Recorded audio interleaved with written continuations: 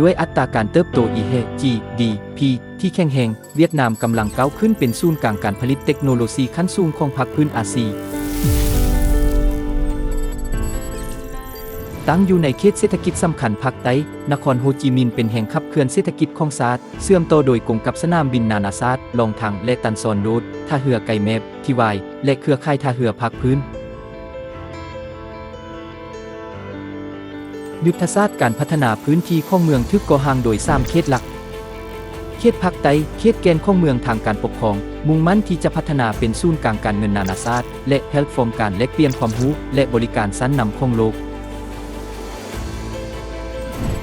เขตตะวันออกเฉียงใต้ประตูเศรษฐกิจทางทะเลมีท่าเรือโลจิสติกเขตการค้าเสรีศูนย์พลังงานเขียวและการท่องเที่ยว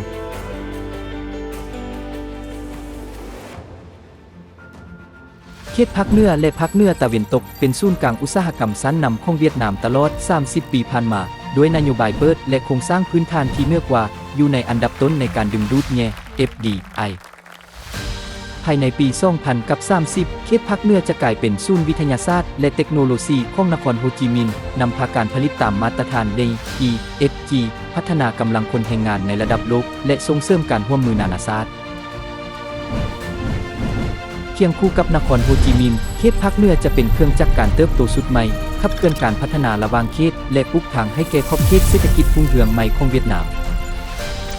เบกาเมกภาคภูมิใจที่เป็นผู้บุกเบิกและผู้ร่วมทางในการพัฒนาที่เข้มแข็งของนครโฮจิมินห์และหลายแขวงในทั่วประเทศ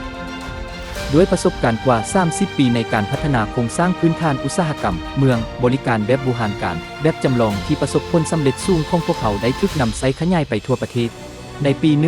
1996 ด้วยการสนับสนุนจากรัฐบาลเวียดนามและสิงคโปร์เบกาเมกได้พัฒนานิคมอุตสาหกรรมเฮเลเยเนอีพี VSIP แห่งทำอิฐพร้อมจัดตั้งบริการวิญญาณอย่างเรียบรื่นเพื่อส่งเสริมการลงทุน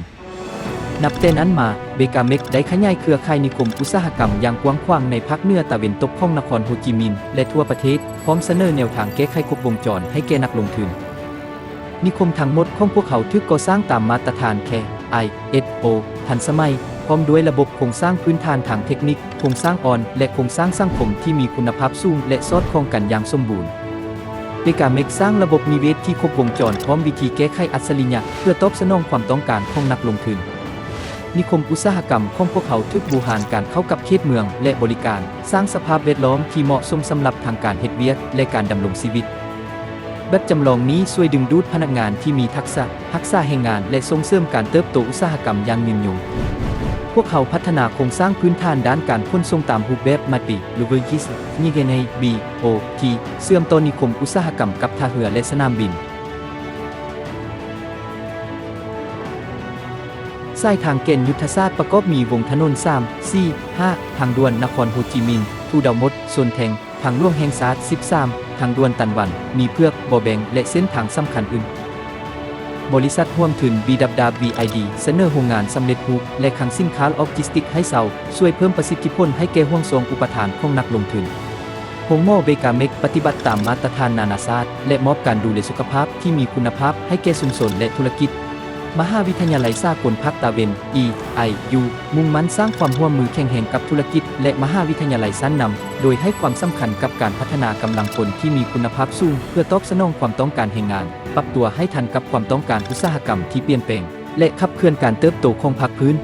VNT ที่สนองโครงสร้างพื้นฐานด้านการสื่อสารที่มีมาตรฐานสูงและวิธีแก้ไขการบริหารที่อย่างมืออาชีพด้วยขีดความสามารถแข็งแรงและยุทธศาสตร์การร่วมมือนานาชาติที่ยืดหยุ่นเบกาเมกภาคภูมิใจที่เป็นผู้ร่วมมือกับบริษัทและองค์การชั้นนำเซ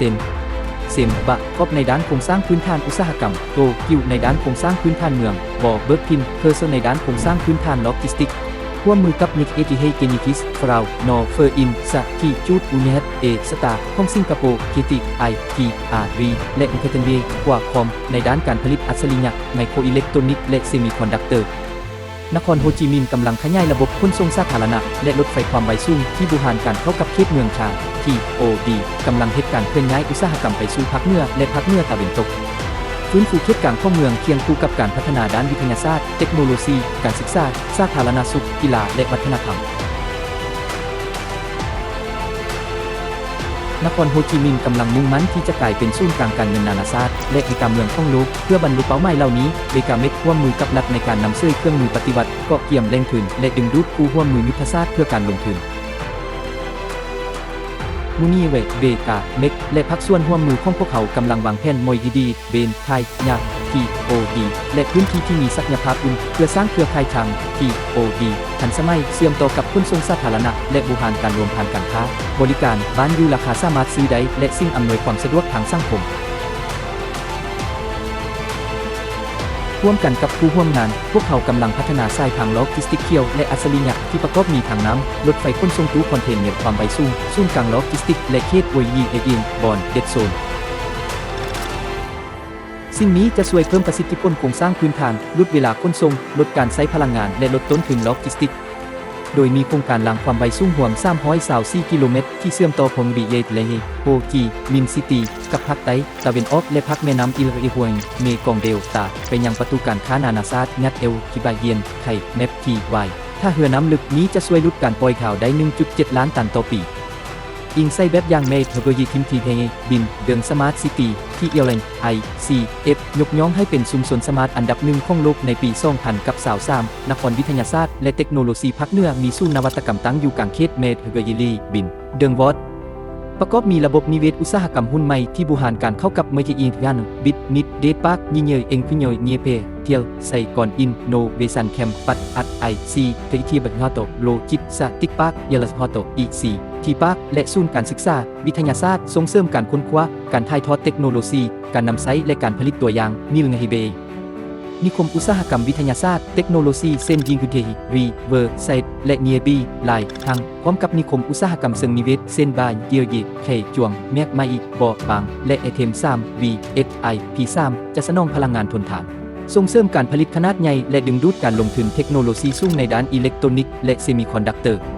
ศูนย์บริการภาคพื้นขนาด500 เฮกตาร์ที่ตั้งอยู่ในเบาแบ่งปฏิบัติหน้าที่ห้องหับภาคตะวันออกเฉียงใต้ดึงดูดการเคลื่อนย้ายจากภาคใต้และบริหารการเข้ากับบริการสาธารณสุขการศึกษาความบันเทิงกีฬาและวัฒนธรรมมูนีเลเบกาเมกและลิเทยีเอยิงเยียมอีกุทิซีเลเนอีไอยูกำลังสร้างระบบนิเวศนวัตกรรมขับเคลื่อนการค้นคว้าและการพัฒนาสนับสนุนสตาร์ทอัพเทคโนโลยีและร่วมมือกับบริษัทชั้นนำเพื่อยกระดับธุรกิจองค์ประกอบหลักและโครงสร้างพื้นฐานร่วมกันรวมมีสถาบันค้นคว้าและเทคโนโลยีบูเนียเลเบกาเมกพร้อมกับศูนย์นวัตกรรมที่สนับสนุนการหันเปลี่ยนธุรกิจไปสู่อุตสาหกรรมอัจฉริยะและการผลิตขั้นสูง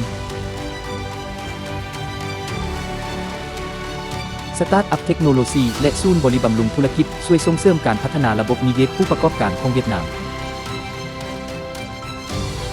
และซีที่โฮนิยเวิลด์เฮลท์เซ็นเตอร์ในเขตเมโทรโลยีบินเดืองวอดแมนประตูการค้านานาชาติที่เชื่อมต่อกับ DC เมโตรอย่างเรียบลื่นและร่วมกันสร้างเมืองสมัยยอง TOD มูนีเวเบกาเมกกำลังผลักดันยุทธศาสตร์ KESG เพื่อสนับสนุนการผลิตเทคโนโลยีสูงร่วมมือกับเลเซกมาเก็ตเวิร์ดแบงก์และIFC ในการพัฒนานิคมอุตสาหกรรมนิเวศแห่งทำอิฐของเวียดนามยมเรือยบัดเยงยี่20พอเตอร์เล EIP ดำเนินการเก่งยี่20ดิเมเรียพลังงานทนทานการหมุนเวียนน้ำและการใช้ทรัพยากรอย่างมีประสิทธิผลมาเทเล